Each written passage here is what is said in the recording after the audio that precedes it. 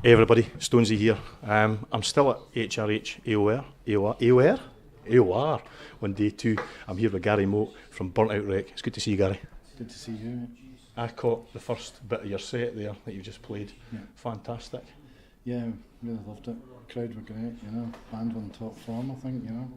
Adrian just blew it out the park. Yeah, he blamed it on playing through a Marshall. Really? And he's not used to that, you know, so he's in the awe of it now. Really?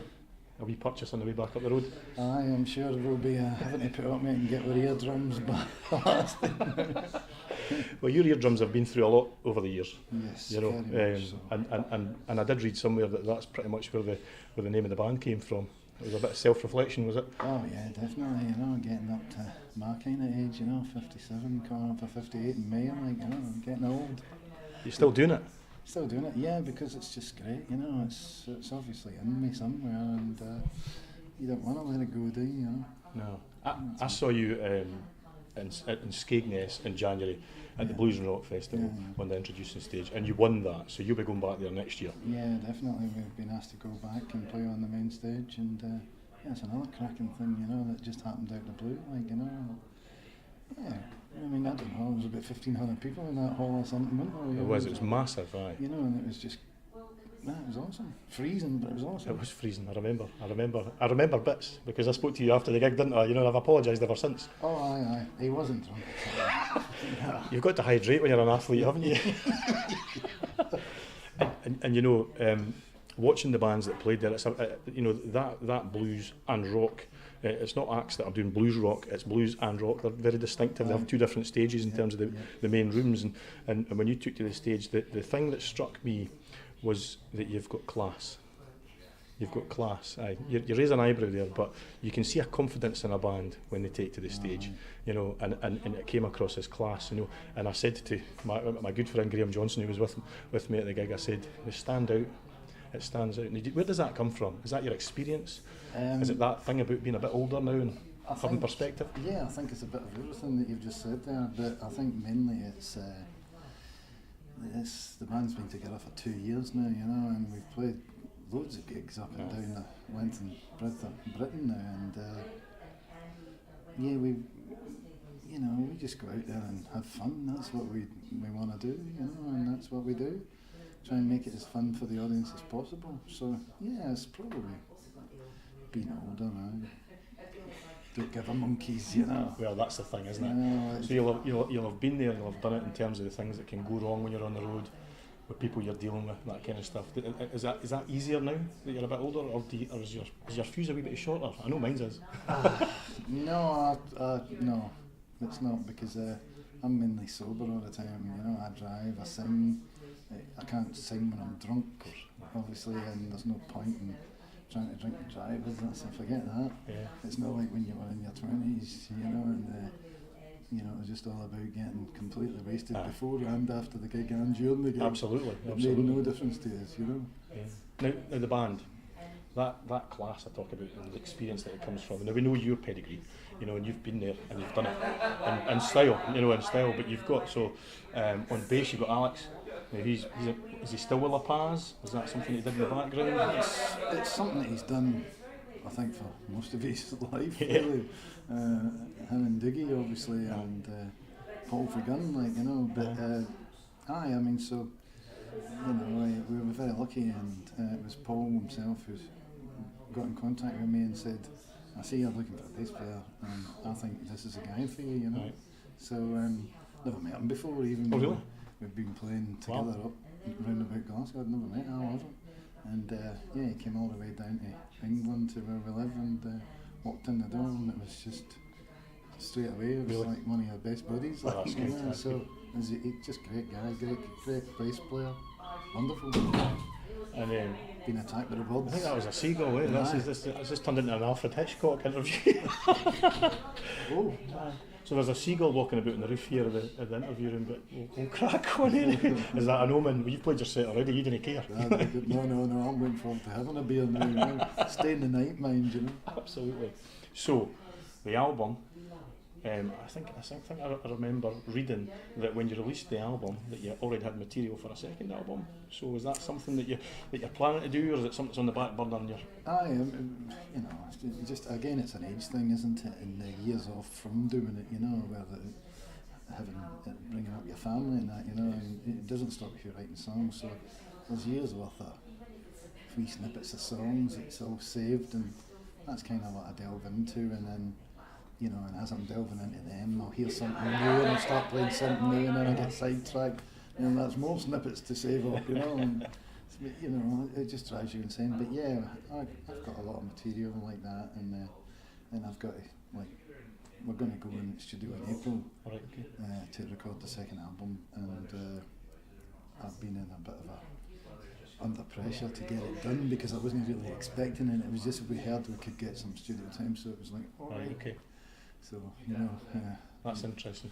My wife and manager is like, you will do it, you know, good day, you try writing, so, you know. How does that relationship work? It's so clear, you know, your wife and your manager of the band, you know, how does that work? I know we have to be careful because she'll watch this. Well, you know, me and Claire have been together since 1985, you know, she's used to me, I'm used to her, you know. We've got 4 kids, so we've been through life, you know, and great, she's great. Must be interesting. I know I'm managed when I'm at home, you know, but my wife's not the manager, you know, but it must be interesting. So one thing that strikes me is that I was at Hard Rock Hell in November, and at the awards night on each of the tables, it was Burnt Out Wreck Whiskey. Aye, Burnt Out Wreck Whiskey. So what's the story behind that? How did you get into that? Well, a man called Andrew Norrie. He's over in Portugal, and he liked the album cover. Right. He loved the name Burnt Out Wreck, and he'd got a hold of it, and he thought he produces wine basically, you know, and he's involved in that kind of thing. So he just said, "Would you be interested in getting together and maybe putting your name to it and obviously your face, you know?" Which is just mental. What? My face? Right. On a bottle. Look at it, it's lovely, isn't it? And so he said, do you fancy doing that? So we obviously, we said, yeah, that sounds wonderful. So so the wine is going to come out, and it's because of the Brexit and all the stuff going on with the EU, the licenses are all screwed up. Right, okay. So I don't know when it'll be, and it's the unknown, you know. Yeah. But the whiskey has been out for quite some time now, and I can tell you it's bloody brilliant, you know. There you go. I've only drunk 12 bottles of it last year, you know. So honest, 46% is it about it. And not just because your face is on it. Aye, no. No, it was an interesting memory of mine from Hard Rock Hell was that there was a bottle on each of the band's tables, I guess, and I was sitting with those damn crows, and bless them, they looked at the bottle and thought, what you know, so that lasted about 20 minutes, and then the bottle was gone. It was gone, and so were they. Absolutely, and had to play later on, because I remember them going, well, maybe we shouldn't. Where's the bottle gone, you know? Yeah. Brilliant. So the whiskey's out there, and the wine's coming. You know, it's interesting that Brexit thing. You know, we interview a lot of bands who will go into Europe, you know, and that's usually the ambition for a younger band, and then maybe the States at some point. Yeah. You know, it's almost like the States is going to be easier now than Europe. To go the other way.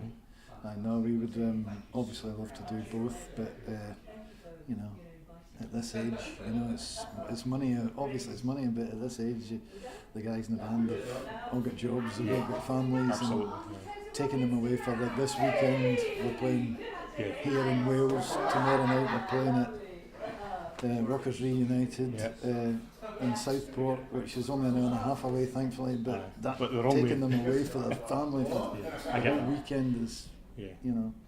And we keep doing it every month, you know, like we're away at some point. So, the year ahead then, so you're under that pressure then with the album, but you know, in the last couple of years you've built this amazing reputation as a live band, and a little bird tells me that you've got some news run about. Would it be Firestorm? Firestorm, yeah, well, definitely. It's November, I think, November the 5th possibly. I'm really bad with this memory stuff. Remember, no, 5th of November. Goodness sake. But yeah, Dee Snider, Doro, The Treatment, and an amazing lineup. Burnt Out Wreck, amongst others, of course. But it's just great to be asked. Great for the bass player. And Motherwell. It's about 10 minutes away from his house. That's our hotel for the night. Absolutely, brilliant. That's great. I mean, it's good to see these. That's a new festival, you know, and it's good to see these new festivals popping up and you guys supporting them as well. Anything else over the year you've got planned? Well, we're looking forward to Bonfest. That's just going to be great. They asked us away over a year ago or something to do that, and said that we'll have to get you up here. You know, so it's interesting that you've got Bonfest now in Kirriemuir, you know, and obviously after Bon Scott, it's an international event now. It is. I mean, there's a lot of Europeans apparently come, and we've been told that they are crazy horses. So it's going to be great fun. Absolutely, great fun. Brilliant. Well, Gary, thank you for talking to us. There's lots in there. You can pick up the whiskey. Aye. Where can you get that? www.whiskeyauctions.com, I think. Give it a go, and it's wonderful. What could possibly go wrong? Everything. Gary Moat from Burnt Out Wreck. Thank you very much, Gary, for talking to us. It's been great to speak to you. Cheers.